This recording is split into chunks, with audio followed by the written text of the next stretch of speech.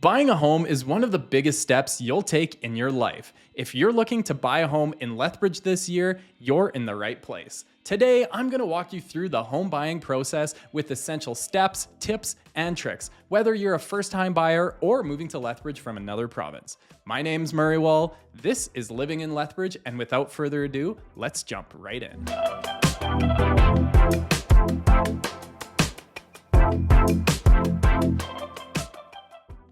The very first step to buying a home is figuring out your budget. This means getting pre-approved for a mortgage, and I cannot stress this enough. Having your finances figured out before you start looking for a house is crucial. Why is this important? Well, it gives you a clear picture of what you can afford, making your house hunt that much more focused. You can even attach a pre-approval letter to your offer and make it that much stronger. And it could be the difference between getting the home of your dreams or not. The minimum down payment for your primary home is just 5%, as long as that home is under $500,000. But even if you have that saved up, your actual buying power depends on several factors. That's why I always recommend talking to a local mortgage broker. They have access to multiple lenders and can often get you the best rate. That said, if you have a great relationship with your bank, that works as well. If you're not from Alberta, some banks in your home province might not even do mortgages in Alberta. So I always recommend going with a mortgage broker here in Lethbridge. Reach out to me and I can recommend a couple of great ones that I've worked with in the past before. The best part is that everything can be done remotely in your underwear. Also, don't forget to look into first-time homebuyer incentives like the First Home Savings Account and other rebates. Once you've been pre-approved, it's time to find a realtor. So, what does a realtor actually do? A good realtor guides you through the entire process, from house hunting to putting in an offer to negotiating and answering any questions you might have, which you probably will. The realtor will represent you and look out for your best interest. So, how do you find the right one? Look for someone who knows the local market. Check online reviews, and most importantly, make sure that they actually listen to you and respond quickly. And hey, these days you can even find your realtor on YouTube. Just saying. Here's the best part. One realtor can show you any house on the market. That means you only need one realtor's number saved in your phone, which makes the process super convenient. If you're wondering how realtors get paid in Alberta, realtors typically earn their commission from the seller, meaning their services are free for buyers. Remember, every real estate deal is unique. You might run into different challenges and questions along the way, and having a knowledgeable realtor by your side really makes things easier. And now the fun part begins, house hunting. First, ask your realtor to send you daily emails with new listings that fit your criteria, and make it a habit to check these listings regularly. The Lethbridge market moves quickly, so staying updated is key. Emails are great, but sometimes they can get lost or missed. So I have something that's even better. It's an app called Go Agent. It streamlines the home buying process and keeps everything in one place where you can like and favorite properties. It has a built-in mortgage calculator as well, so you'll have a better idea of what your monthly payments will look like.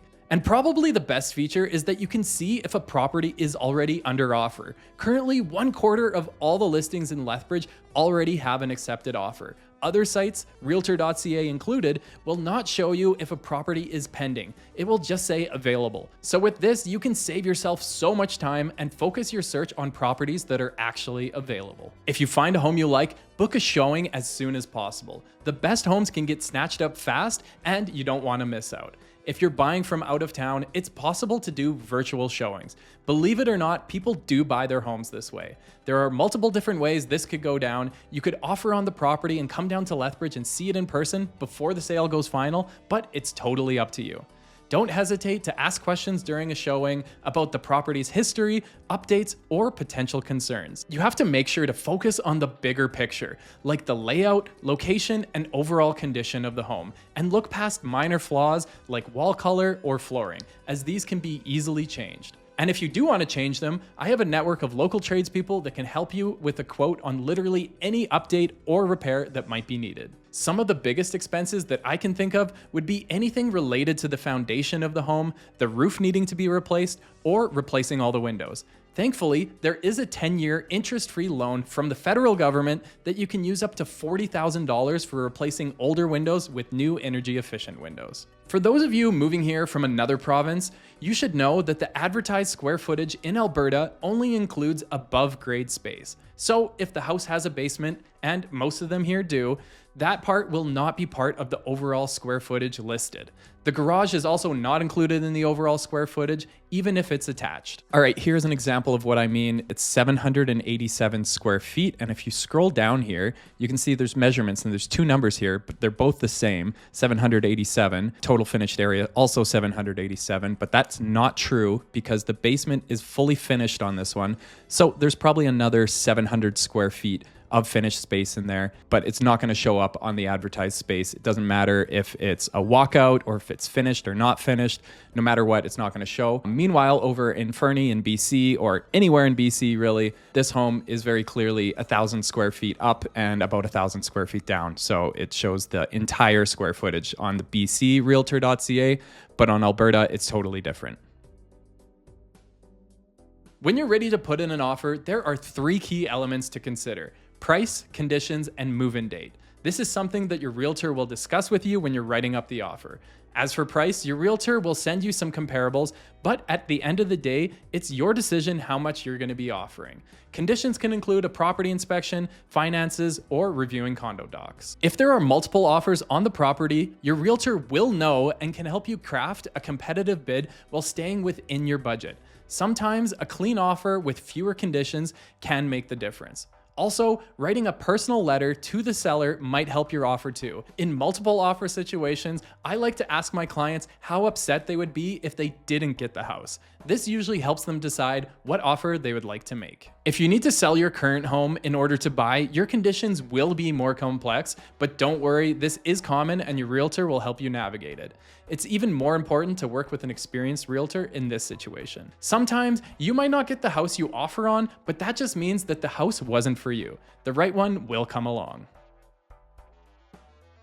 Congratulations, your offer has been accepted, but there's still work to do. Always schedule a property inspection if it's one of the conditions in the offer, and it usually is.